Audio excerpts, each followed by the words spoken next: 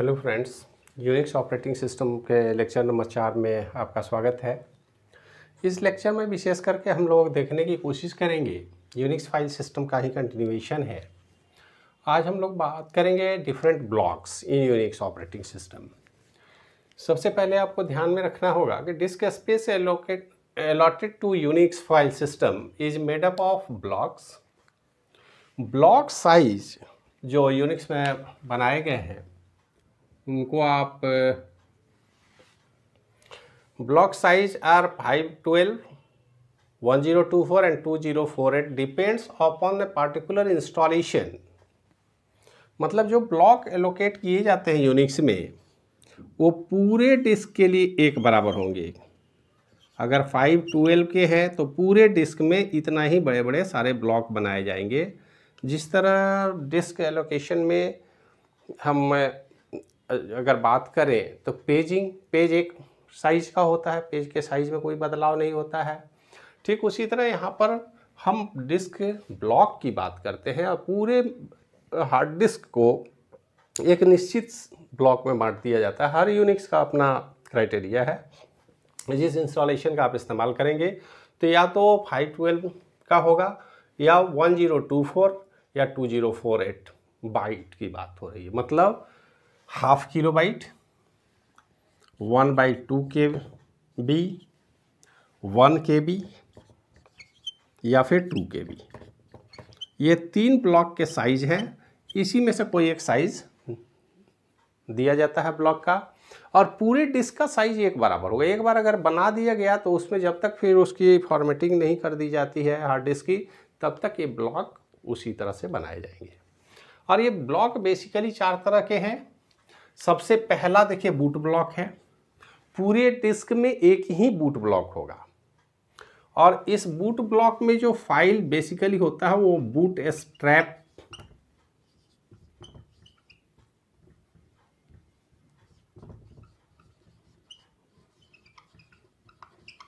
Loader file है। Boot strap मतलब booting process को यहाँ से कंप्लीट किया जाता है, उससे रिलेटेड फाइल होंगे। जो भी इंपॉर्टेंट फाइल हैं यूनिक्स के, जब होस्ट के इंस्टॉलेशन करेंगे तो बूट स्ट्रैप लोडर ही पहला फाइल है जो सिस्टम में इंस्टॉल होना शुरू हो गया, स्टार्ट होगा। और यूनिक्स ऑपरेटिंग सिस्टम या डॉस ऑपरेटिंग सिस्टम या विंडोज ऑपरेटिंग सिस्टम, सबसे पहले जब मशीन स्टार्ट होता है तो स्टार्ट होने का मतलब तो रियल मोड में स्टार्ट हो रहा है। उसको कुछ नहीं पता कि हार्ड डिस्क में क्या है, क्या साइज है, कौन सा ऑपरेटिंग सिस्टम है। तो ऑपरेटिंग सिस्टम को लोड करने की जो इनिशियल प्रोसेस है उसी को हम बूट स्ट्रैपिंग बोलते हैं। तो बूट स्ट्रैप लोडर का फाइल बूट ब्लॉक में होगा और पूरे डिस्क में एक ही होगा। ये ध्यान में आपको रखना है। अब तो डुअल बूट के भी कॉन्सेप्ट आए हैं, लेकिन यहाँ पर यूनिक्स की अगर हम बात करें तो डुअल बूट में नहीं काम करता है, यह सिंगल बूट में ही काम करता है। और यूनिक्स इंस्टॉलेशन में दूसरे ऑपरेटिंग सिस्टम की कोई गुंजाइश नहीं थी, उस समय सोचा भी नहीं गया था। तो यूनिक्स का अगर कोई सर्वर डिज़ाइन कर रहे हैं, आप स्टैंड अलोन यूनिक्स डाल रहे हैं तो बूट ब्लॉक होगा। ऐसे लाइनेक्स में अब डुअल मोड में काम करते हैं। लाइनेक्स का अगर केस करें तो विंडो और लाइनेक्स एक ही सिस्टम में इंस्टॉल हो जाता है, लेकिन वह उस स्थिति में वहाँ पर फर्स्ट में ही हमको ऑप्शन होता है, लेकिन एक ऑपरेटिंग सिस्टम का बूट ब्लॉक एक ही होगा। तो अब यहाँ हम सिंगल ऑपरेटिंग सिस्टम की बात कर रहे हैं, इसलिए हम इस बात पर ध्यान देंगे कि हमारे पास एक बूट ब्लॉक होगा। इसके बाद सुपर ब्लॉक की बात होती है। सुपर ब्लॉक एक्चुअल में रन टाइम स्टेटस का सारा हिसाब किताब रखता है। सुपर ब्लॉक की बात करें तो कितने फाइल हैं पूरे डिस्क में, मतलब आप फाइल एलोकेशन टेबल जो वर्ड में हम लोग बोलते हैं, एक्चुअल में वो सुपर ब्लॉक है।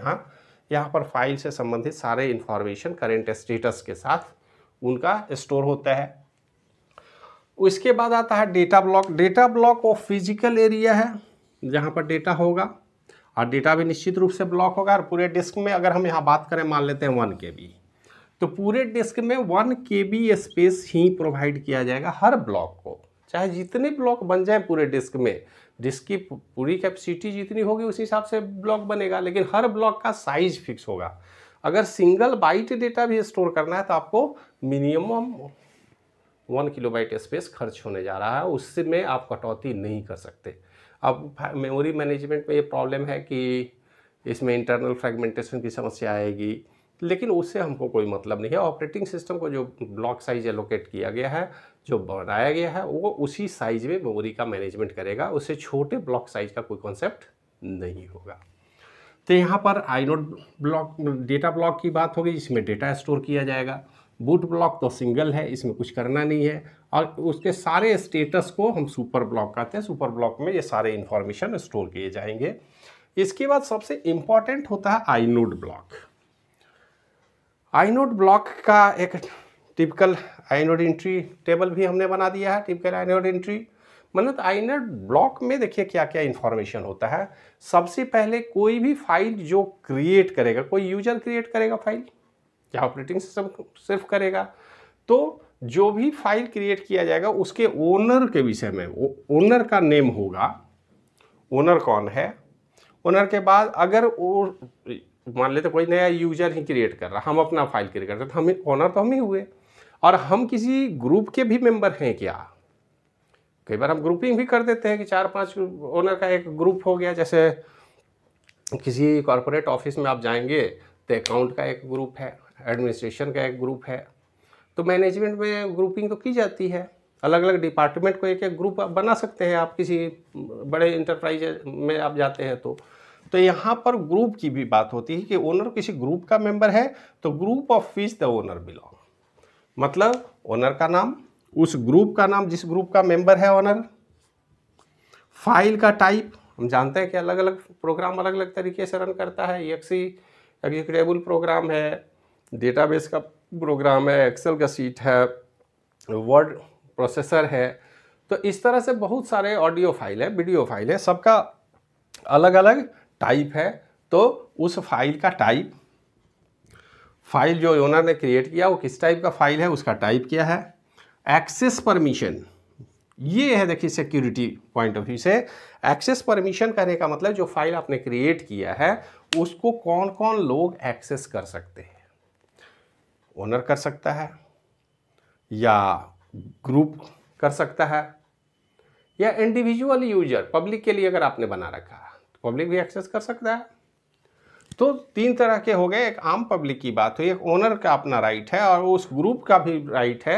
ये सारा फाइल एक्सेस परमिशन हम यहाँ पर सेट करेंगे। हर फाइल के साथ एक निश्चित परमिशन हम देंगे, और अगर नहीं देंगे तो कुछ डिफ़ॉल्ट परमिशन है जो मेंटेन रखता है यूनिक्स। तो डिफ़ॉल्ट का भी कॉन्सेप्ट है, लेकिन परमिशन देना पड़ेगा। जो भी फाइल क्रिएट होगा उसमें परमिशन होना चाहिए। उसका data and time of last access. Last time में देखिए अब ऑडिटिंग की बात हो रही है, मतलब इस फाइल को लास्ट टाइम में किस यूजर ने एक्सेस किया है, कब किया है, ये सारा इंफॉर्मेशन, ये है ऑडिटिंग। मतलब कोई फाइल अगर यूनिक्स में आप बनाते हैं तो उस फाइल को किसी ने एक्सेस किया है, तो लास्ट टाइम कब एक्सेस हुआ है उसका डिटेल ये रखता है। उसके बाद date and time of last modification. सिर्फ एक्सेस ही नहीं, अगर किसी ने कुछ चेंज भी किया है तो उसका भी रिकॉर्ड रखेगा कि पर्टिकुलर यूजर इस फाइल को इस डेट और इस टाइम में इसमें चेंज किया है, और क्या चेंज किया वो भी इंफॉर्मेशन मिलेगा।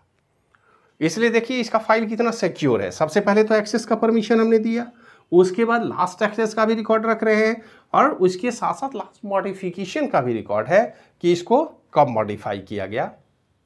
इसके बाद इसमें देखिएगा कि मॉडिफिकेशन इसी का नहीं, आप यहाँ पर और डिटेल में देख लें कि inode modification date and time, मतलब ये जो आइनोड बनाए हैं आप, इसमें भी अगर कोई मॉडिफिकेशन किया है, जैसे फाइल है उसमें एडिटिंग करके एक और ब्लॉक आपने जोड़ दिया, तो उसका भी इंफॉर्मेशन रखना होगा, तो उसका आइनोड में भी मॉडिफिकेशन होगा। तो आइनोड मॉडिफिकेशन टाइम और फाइल मॉडिफिकेशन, ये दोनों ही टाइम यहाँ पर रिकॉर्ड किए जाएंगे। उसके बाद number of links to the file, ये अभी आपको आगे हम समझाएंगे। Size of the file, file का साइज क्या है, और addresses of blocks where the file is physically present. ये डेटा ब्लॉक का एड्रेस है। ये जो डेटा ब्लॉक है इसका एड्रेस तो चाहिए आइनोड के पास कि कहाँ पर ब्लॉक स्टोर किया गया है, तो उसका फिजिकल एड्रेस का लोकेशन भी इसी आइनोड टेबल में मिलेगा। मतलब फाइल एलोकेशन का सारा डिटेल आइनोड टेबल में स्टोर किया जाता है। और देखिए हर फाइल के साथ ही ये आइनोड एंट्री रहेगी। आइनोड एंट्री की अगर हम बात करें तो आइनोड एंट्री के साथ भी एक निश्चित प्रोविजन है कि ये सारे इंफॉर्मेशन तो कॉमन है जो हर फाइल में होंगे। कोई भी फाइल ओनर क्रिएट करता है तो ये सारे इंफॉर्मेशन उसके साथ क्रिएट किए जाएंगे। इसके बाद रहा फाइल का साइज। तो फाइल का साइज तो ओनर पर डिपेंड करता है, अब कितना बड़ा फाइल बनाते हैं, कितना लिखते हैं, कितने डेटा की एंट्री करते हैं। तो यूनिक्स में डायनेमिकली इसको चेंज करने का प्रोविजन है। अब देखिए डायनेमिकली चेंज करने का प्रोविजन क्या है और कैसे है, इसको जरा सा हम समझने की कोशिश करें। मान लेते हैं हमारा जो फाइल है वो हमारा ब्लॉक 1 किलोबाइट हमने मान लिया, और मान लेते हैं 3 किलोबाइट का कोई फाइल है abc.txt, ये एक फाइल है और ये इसका साइज है 3 किलोबाइट। तो 3 किलोबाइट डिस्क में एक जगह तो रखा जाए, सीक्वेंशियल एक्सेस की बात नहीं है, तो रैंडमली रखा जाता है। तो यहाँ पर फ्रैगमेंटेड फॉर्म में 1K और 1K रखे जाएंगे।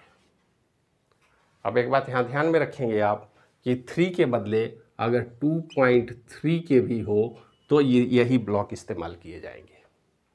इवन 2.1K भी होगा तो वही इस्तेमाल होगा। 2.9 तक भी ये 3 ब्लॉक की ज़रूरत होगी। 2K से एक भी बाइट अगर बढ़ता है फाइल तो एक ब्लॉक की ज़रूरत पड़ेगी। तो क्लियर हो गया, मतलब ये K के मल्टीपल में चलेगा क्योंकि ब्लॉक साइज K से छोटा हो नहीं सकता। तो आप सिंगल बाइट भी रखेंगे तो 1K चाहिए। अब फाइल कितना बनाना है ये तो यूजर पर डिपेंड करता है, यूजर समझेगा हमको कितना फाइल बनाना है।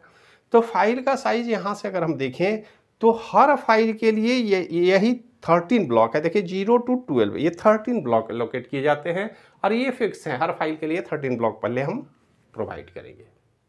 अब इस 13 ब्लॉक में हम ये मान के चल रहे हैं कि ये 4 बाइट एड्रेस है।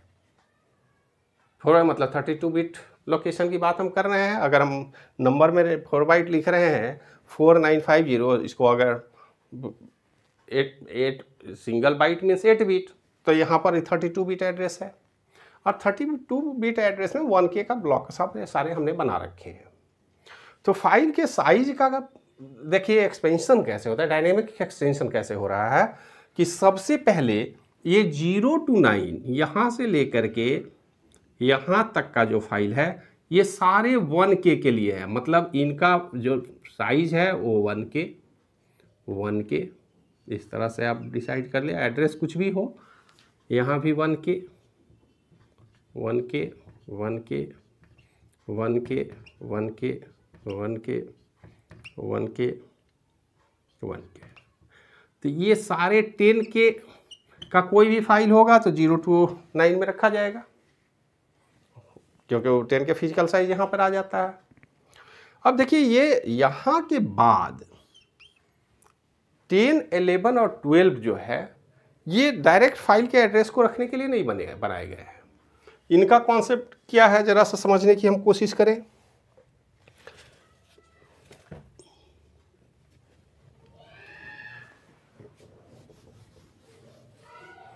अब इनका कॉन्सेप्ट है जैसे देखिए अब 10K जो है ये एड्रेस 10 जो है नोड का, ये यहाँ से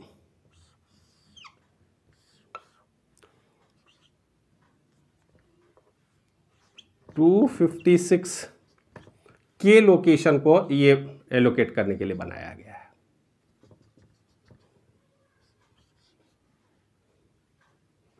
$255 ये 0 लोकेशन और ये सारे 1K के हैं। मतलब यहाँ पर हम बात कर सकते हैं 256K, लेकिन 256 नहीं है, ये 4 बाइट का लोकेशन है और यहाँ पर मैक्सिमम होता है 56K।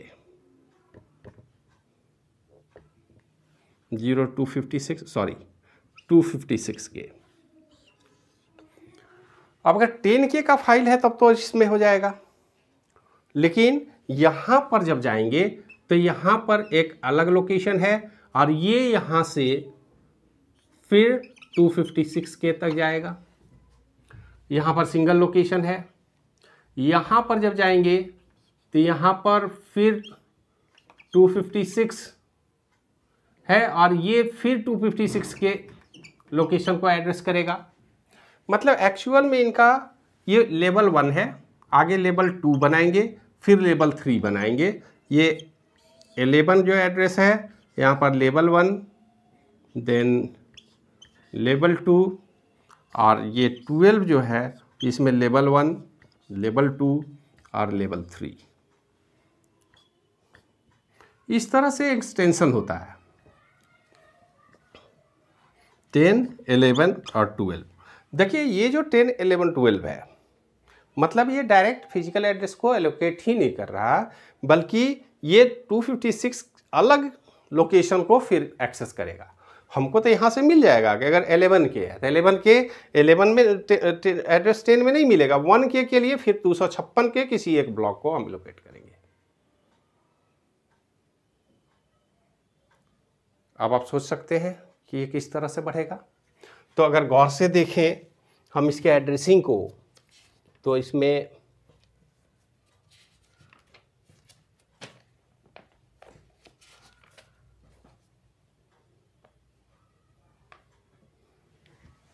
हर लेवल पर अगर देखें तो सबसे पहला तो है हमारा 10 के, इसके बाद एक्सटेंशन हमने किया 256 के, इसके बाद एक्सटेंशन करेंगे तो 256 के इंटू 256 के, और इसके बाद हम आगे बढ़ेंगे तो 256 के इंटू 256 के इंटू 256 के। जब आप गौर से देखेंगे तो ये होगा 10 के, ये होगा 256 के, ये होगा 56M, और ये होगा 16 गीगा। ये आप देख लीजिए। अब इससे आप अंदाज़ा लगा सकते हैं कि आपको कितना स्पेस मिल गया एड्रेसिंग के लिए। ये 56 के नहीं बल्कि 64M होगा। मतलब यहाँ से यहाँ तक जो इन्फॉर्मेशन है वो एक्चुअल में इतने बड़े साइज को एड्रेस कर सकता है। अब हम आसानी से समझ सकते हैं कि यूनिक्स का एक आइनोड एंट्री में कितना हो बड़ा फाइल हो। यूजर का कोई भी फाइल 16 GB से बड़ा हो सकता है क्या? 16 GB ये उस समय स्टोर करता था जब हमारे पास मेमोरी का एड्रेसिंग लोकेशन ही 32 बिट मैक्सिमम होता था, और 32 बिट मेमोरी CPU मैक्सिमम कितने एड्रेस को, 4 GB एड्रेस को ही एलोकेट कर सकता था। तो वहाँ पर 16 GB के लिए तो 4 अलग अलग फिर प्रोसेसर लगाने पड़ेंगे। मल्टी प्रोसेसर सिस्टम में ये पूरा बड़ा फाइल हो सकता है। अब व्यवहारिक तौर पर यूजर का कोई भी फाइल 16 GB का नहीं होता। 16 GB तो बहुत बड़ा साइज है। मतलब यूनिक्स इतना पावरफुल कैपेबल ऑपरेटिंग सिस्टम है शुरू से ही कि वो कितना ही बड़ा फाइल हो आप आइनोड टेबल में एंट्री कर सकते हैं। उसके लिए अलग से फिर से फर्दर कोई मॉडिफिकेशन की जरूरत नहीं है। तो आप आसानी से समझ सकते हैं कि जो मेमोरी हमने बना रखा है, मेमोरी का जो कॉन्सेप्ट है, इसके आधार पर हम आसानी से हर फाइल के लिए, चाहे वो कितना हो बड़ा फाइल हो, हम इस आइनोड टेबल में उसकी एंट्री कर सकते हैं। और उसके बाद उसका लिंक एस्टैब्लिश, ये लिंक ही है जो ये एड्रेस एक्चुअल में उसका लिंक है कि अब आप 10K से ऊपर है तो इस लिंक में चले जाइए। यहाँ 256K से बड़ा फाइल होता है तो फिर इस लिंक में जाएंगे। इस लिंक में 64 MB तक सपोर्ट कर किया जा सकता है। तो जिस हिसाब से आप फाइल बनाएंगे, यूजर जैसे जैसे फाइल का लेंथ बड़ा होता जाएगा, इसकी एड्रेसिंग स्कीम में कोई बदलाव नहीं होगा। इसका आइनोड एंट्री टेबल में कोई चेंज करने की ज़रूरत नहीं है। एक आइनोड एंट्री टेबल इतने बड़े फाइल को डायरेक्ट स्टोर कर सकता है। तो यूजर का अभी तक का जो एक्सपीरियंस है, इस आइनोड टेबल में कोई बदलाव करने की कोई आवश्यकता नहीं है। आप आसानी से यूनिक्स में जाइए, फाइल बनाइए, उसके आइनोड टेबल या स्ट्रक्चर जो बने हुए हैं उस स्ट्रक्चर में विदाउट एनी मॉडिफिकेशन ये पूरे डेटा को हैंडल कर सकता है आसानी से।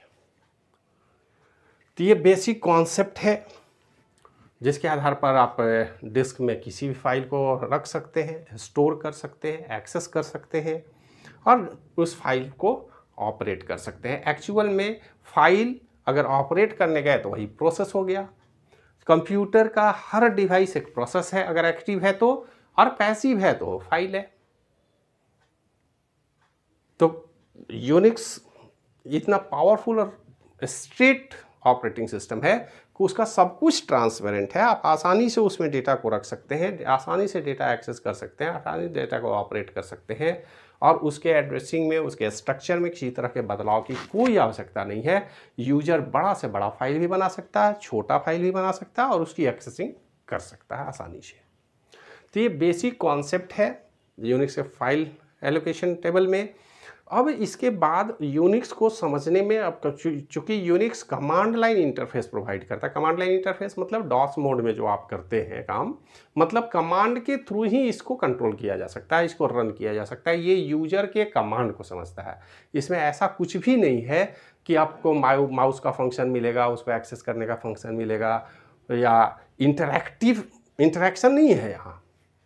तो प्रोफेशनल काम करने में हमको इंटरेक्टिव ऑपरेशन की ज़रूरत ही नहीं है। हमें तो सिर्फ अपने सर्विस पर ध्यान देना है, अपने रिक्वायरमेंट पर ध्यान देना है। और यहाँ पर जो भी कमांड रन किए जाएंगे, कमांड दो ही तरह के होंगे, या तो वो सेल कमांड होंगे जो डायरेक्ट ऑपरेटिंग सिस्टम पर रन किए जाएंगे, ऑपरेटिंग सिस्टम के कमांड, या नहीं तो सी के प्रोग्राम होंगे। सी का कंपाइलर इन ऑपरेटिंग सिस्टम का ही पार्ट है, इसलिए अलग से किसी सी के कंपाइलर की आवश्यकता ही नहीं है कि टर्बो सी चाहिए हमको, या दूसरा और भी वो उसका कंपाइलर लाइए। किसी तरह के कंपाइलर की ज़रूरत नहीं है। सी का कंपाइलर इनके साथ अटैच्ड है, इनका कंसोल पार्ट है। तो ये दो ही तरह के प्रोग्राम आप बनाएंगे, या तो सी के प्रोग्राम इस पर डायरेक्ट रन करेंगे, या फिर इनके अपने सेल कमांड्स जो हैं उनको आप रन करेंगे। तो सी की प्रोग्रामिंग तो आप लोग पढ़े हुए हैं, उसमें कुछ करने की ज़रूरत नहीं है। अब रही सेल कमांड की, तो सेल कमांड में आगे से कुछ इंपॉर्टेंट, सारे कमांड तो यहाँ बताना संभव नहीं है, उसके लिए आप बुक वगैरह पढ़ेंगे तो आपको समझ में आ जाएगी।